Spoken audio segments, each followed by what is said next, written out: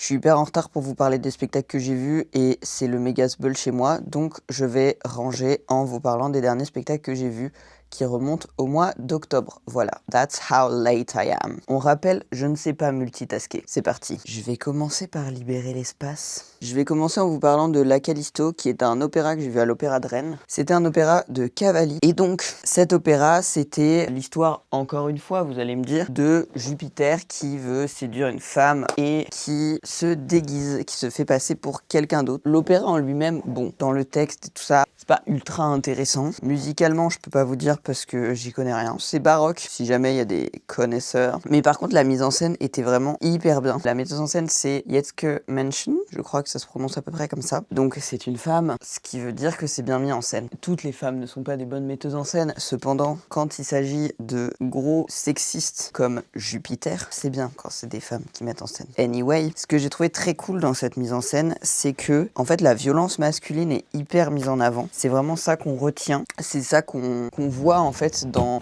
l'œuvre. Et je veux pas vous spoiler, mais il y a un twist final, qui est un twist qui est fait par la mise en scène, qui est pas du tout dans l'histoire à la base, qui fait que, moi, vraiment, je regardais l'opéra, on arrivait à la fin et tout, j'étais en mode, vas-y, ça me saoule. Ça me plaît pas ce qui se passe. En fait, je me disais, ça me saoule que l'histoire finisse comme ça, c'était bien, et là, ça m'emmerde. Et là, twist final de mise en scène, et j'étais genre, ok, j'adore. Je pense que je suis un peu biaisé dans mon appréciation de l'opéra par le fait que je vois jamais d'opéra. Enfin, je vois rarement de l'opéra et c'est un art que je connais beaucoup moins bien et du coup, je suis impressionné. Et c'est bien, en vrai, souvent quand je vais voir des spectacles, tu sais, je vois des gens qui vont jamais au théâtre, qui sont genre, waouh, c'est trop stylé. Les spectateuristes qui sont hyper impressionnés par le fait que les actrices apprennent beaucoup de textes. Moi, en plus, c'est un peu mon métier à la base aussi, donc je suis un peu genre, c'est bon, genre, si vous retenez que le fait qu'on apprend du texte, un peu vexant en vrai. Mais à l'opéra, du coup, je suis un peu impressionné par des trucs pas très impressionnants, genre, oulala, ils chantent bien. Oui, c'est leur métier. Bref, du coup, voilà. En vrai, ce que je trouve chouette aussi, c'est que je sais pas s'il y a plus de moyens dans l'opéra ou si juste ils sont mis à des endroits différents. Franchement, les costumes étaient trop beaux. C'est des costumes d'époque et tout. Ce que j'aime bien, c'est le fait d'avoir fait ça en costume d'époque, mais avec une vision hyper moderne dans la mise en scène, en fait. Il y a quelque chose entre tradition et modernité qui fait que, je sais pas, il y a quelque chose qui marche bien. Je trouve que si on avait modernisé la mise en scène, alors ça aurait marché aussi, mais si on avait modernisé dans l'esthétique de la mise en scène, je pense que l'impact aurait été un peu plus faible. Ce que ça montre là, c'est que genre la violence masculine, elle a existé de tout temps, et il y a de tout temps eu des meufs qui ont pas trop kiffé cette violence et qui ont pas fermé leur gueule. Et ça, j'aime bien. Ensuite, j'ai vu quoi? Ensuite, il y a eu le festival Marmaille, qui est un festival de spectacle jeune public. Si vous me connaissez un peu, vous savez peut-être que j'adore le théâtre jeune public. Et du coup, festival Marmaille, j'ai vu Les Abîmés, qui est un spectacle qui traite des violences faites sur les enfants et notamment, en fait, les deux personnages de l'histoire sont des enfants qui ont été placés, qui ont été envoyés à l'ASE, en fait. Et je trouve ça intéressant de faire un spectacle destiné aux enfants qui parle de problèmes vécus par des enfants. J'ai perdu une chaussette. Il y a un petit espoir en moi que genre un enfant qui va voir ça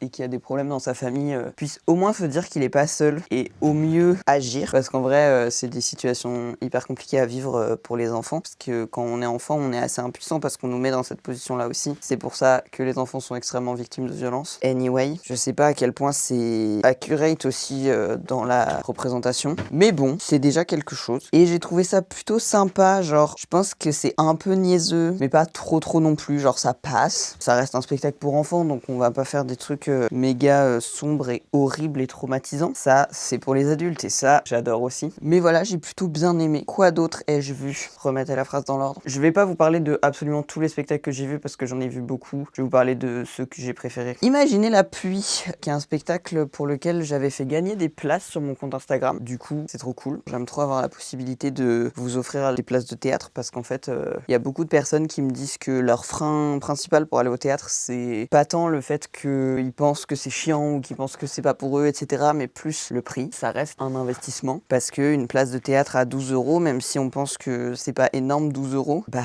12 €, ça peut faire déjà pas mal de repas. Et du coup, bah j'aime trop pouvoir offrir des places et que certaines personnes puissent y aller gratuitement. Moi, j'ai beaucoup de chance d'être invité à quasiment tous les spectacles que je vois. C'est cool quand on peut faire croquer en fait. En tout cas, Imaginez la pluie, c'est un spectacle de marionnettes. Comment dire? Ça se passe un peu dans un monde post-apocalyptique, mais c'est pas la vibe post-apocalyptique genre comme dans les séries américaines. C'est vraiment un enfant qui vit avec sa mère dans une sorte de désert. Sa mère lui apprend plein de trucs, elle finit par mourir, il trouve un pote qui visiblement emmène des documents top secrets, bref. C'est une espèce de quête pour peut-être reconstruire une humanité qui fonctionne mieux que la précédente. Un truc comme ça. Moi, ce qui m'a donné envie de voir le spectacle et ce qui a fait que je l'ai bien aimé, c'est l'aspect esthétique. Parce que du coup, c'est des marionnettes qui sont hyper intéressantes, qui sont faites comme... c'est comme s'il y avait un peu des branchages de bois entremêlés. Donc, trop cool. Et il n'y avait pas que des marionnettes. C'était mélangé entre actrices et marionnettes. Et les masques des actrices étaient genre exactement la même DA que les marionnettes. Ce qui fait que ça marche trop bien. Genre, il y a une uniformité esthétique qui fonctionne de ouf et qui est trop belle. Donc ça, j'ai trouvé ça super. L'histoire, il y avait un peu des côtés où on t'explique le sens de l'histoire alors qu'en vrai, t'avais compris. Et je pense que, genre, des enfants ont compris aussi. C'est pas juste que je suis adulte et que, du coup, je comprends mieux les sens cachés. Genre, c'était quand même un peu évident. Mais bon, c'était quand même sympa. J'ai quand même bien aimé. Et il y avait aussi des projections de trucs qui étaient, genre, filmés, projetés en direct. Et ça, c'est très cool de voir la personne, genre, sur le côté de la scène qui fait les trucs, qui filme et tu vois sur l'écran. Et c'était un peu, genre, des choses découpées dans du papier et tout. Donc, franchement cool. Voilà. Je ne sais pas quoi faire de ça. Pour l'instant, je vais mettre ça là. C'est un problème pour moi de futur. Qu'est-ce que j'ai vu après? Après, j'ai vu Company. Qu'est-ce que c'est que Company? C'est une comédie musicale qui nous vient tout droit de Broadway. J'ai ramené mon porte-vue Diddle. Mais genre, j'ai eu ma période Diddle comme beaucoup d'enfants. J'espère que vous appréciez. On a dit quoi? Company. C'est une comédie musicale qui vient de Broadway. Que moi, je voulais voir parce que c'est une comédie musicale qui vient de Broadway. Basiquement. Pas tant le sujet. En vrai, c'est surtout que c'est assez probable que j'irai jamais à Broadway parce que je suis pas si fan de comédie musicale que ça. J'ai pas spécialement envie de voyager aux États-Unis. Et si j'allais aux États-Unis, je suis pas sûr que j'irais à Broadway. Donc là, il y avait une comédie musicale de Broadway qui passait dans ma ville. Donc j'ai été la voir, tant qu'af. C'était adapté en français, hein. C'était pas une tournée genre internationale. Les chansons étaient en anglais quand même, mais le texte a été traduit. L'histoire, basiquement, c'est un mec qui sait pas trop s'il veut se caser, se mettre en couple, trouver la femme de sa vie, continuer à s'amuser avec des plans d'un soir. Il est un peu du père, on lui en veut pas. Par contre, vraiment, c'est un personnage très peu attachant. Sans vouloir être désagréable avec lui, il est vraiment peu attachant. Et waouh, il fait beau dehors. Et du coup, on suit un peu sa quête. Moi, ce que j'ai bien aimé dans cette comédie musicale, c'est en fait, ça se moque vachement du fonctionnement des couples hétéros, du fait que y a un peu ce truc chez les hétéros de se détester alors qu'ils sont en couple. Pourquoi vous êtes en couple si vous vous détestez? Et ça, j'ai kiffé en vrai parce que, alors c'est peut-être mon regard qui de base est critique et du coup j'ai estimé que le spectacle aussi avait un regard critique sur le truc. Je ne sais pas, mais j'ai trouvé que le spectacle avait un regard critique sur l'hétérosexualité, en dehors de l'hétérosexualité en tant qu'orientation sexuelle, parce qu'en vrai on décide pas sur le système hétérosexuel en fait, genre sur l'hétéronormativité. C'était pas incroyable, genre ça m'a pas transcendé, mais j'ai passé un bon moment, donc cool. Ensuite il y a eu le festival TNB, qui est un festival que je suis avec assiduité tous les ans. Je vais toujours voir beaucoup trop de spectacles en beaucoup trop de temps et à chaque fois ça m'épuise et c'est pour ça que je suis en retard sur le spectacle que j'ai vu parce que tout simplement trop de spectacles, trop de fatigue. Voilà, j'oublie à chaque fois que je suis quelqu'un de fatigué dans la vie. Anyway, au festival TNB, j'ai vu le spectacle Boat People, qui est la nouvelle création de Marine Bachelot-Nuyen. Si vous savez pas ce que c'est les Boat People, je vous invite à aller vous renseigner sur le net parce que mes explications vont pas être très précises, mais en gros, c'est des réfugiés qui venaient du Vietnam dans les années 70 si je ne m'abuse et qui basiquement ont connu le plus gros effort d'accueil de migrants de France et d'Europe aussi même, mais genre beaucoup en France, ce qui ne s'est pas vraiment reproduit par la suite dans l'histoire. Et donc c'est là-dessus, il y a un peu des parallèles justement entre différentes vagues de migration et genre sur la manière d'accueillir ces personnes. Il fait hyper chaud maintenant. J'ai trouvé qu'il y avait des choses qui étaient un peu didactiques, mais il y a quand même dans l'écriture de Marine Bachelot-Nuyen, qui est donc l'autrice et metteuse en scène de ce spectacle. Il y a quand même quelque chose de très intelligent. Je trouve qu'elle écrit d'une manière qui est... on rigole beaucoup et en même temps, il y a des moments où bam, on te met un gros coup d'émotion dans la gueule. Et c'est super! Moi j'adore perso. Est-ce que vous aussi, des fois, vous avez des trucs où vous voulez pas jeter parce que vous vous dites que ça serait dommage. En même temps, vous savez pas où foutre ça. J'ai des problèmes dans la vie, waouh. Là aussi, on prend le prisme de la fiction. C'est pas du récit de vie. Et je trouve que ça marche bien. Ça permet de choisir un peu les personnages et que du coup, là, bah, on a une mère qui a hyper le syndrome du sauveur. On a le père qui est un peu genre, bon, ok.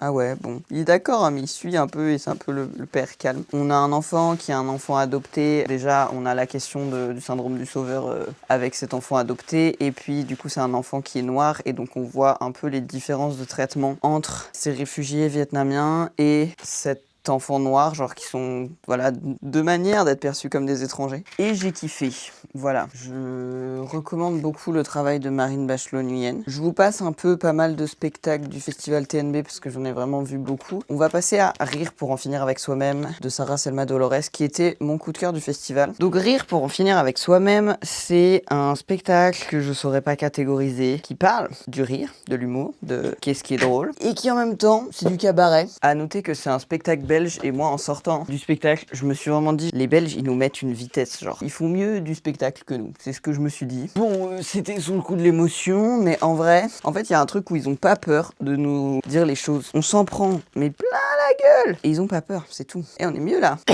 Mais pour préciser un peu, ce que j'ai bien aimé dans ce spectacle, c'est notamment, je sais pas si vous connaissez la notion de pureté militante. En gros, c'est l'idée de vouloir être absolument parfait dans son militantisme et que aussi, par conséquent, tous les autres soient parfaits. C'est quelque chose qui est critiqué et critiquable. Et là, ça nous attaque dans notre militantisme et dans notre pureté militante, mais frontalement. Et c'est cool. C'est ça que j'ai trouvé cool, c'est qu'on nous prend pas par la main pour nous dire les choses. Non, on nous dit les choses. Si on n'est pas content, on n'a qu'à être des grands et gérer ça nous-mêmes, genre. Enfin, en tout cas, gros banger finalement. Probablement dans mes coups de cœur de l'année. Et ensuite, faut quand même que je vous parle de Honda Romance parce que c'est un spectacle qui passe absolument partout cette saison. Et moi, je voulais le voir parce que il passe partout cette saison. Et je dois dire que je ne sais pas quoi penser de ce spectacle. Genre, il me perturbe. Parce que, à la fois, j'ai ressenti des trucs. À la fois, what the fuck. Vraiment, je ne sais pas. Je ne connais pas mon avis sur ce spectacle. Il y a deux parties qui n'ont rien à voir ensemble. On comprend pas trop le rapport entre les deux. C'est très intense. Genre, vraiment, il y a beaucoup de choses qui se passent en même temps. C'est assez fatigant à regarder. Beaucoup de gens, beaucoup de bruit.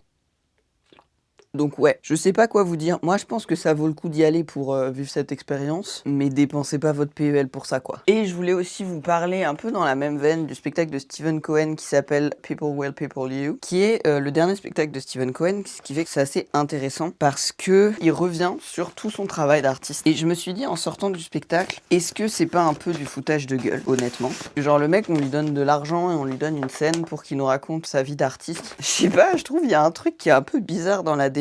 Et en même temps, comme d'hab avec le travail de Stephen Cohen, ça m'a fait ressentir des trucs. Et j'ai discuté avec des gens qui avaient jamais vu le travail de Stephen Cohen avant, parce qu'il y avait aussi ça, c'est que je me disais genre, quelqu'un qui a jamais vu son travail, c'est trop bizarre de découvrir le travail de Stephen Cohen avec ça, quoi. Et en fait, apparemment, c'était vachement bien de voir ce spectacle pour découvrir son travail. Donc voilà, finalement, j'avais des a priori, que voulez-vous? C'est juste, voilà, moi, les spectacles que je retiens, c'est les spectacles qui me perturbent, que voulez-vous? Du coup, voilà un peu les derniers spectacles que j'ai vus. J'espère que ça vous a intéressé. Et puis, à bientôt pour des nouvelles élucubrations. Et comme on dit chez nous, à plus dans le bus.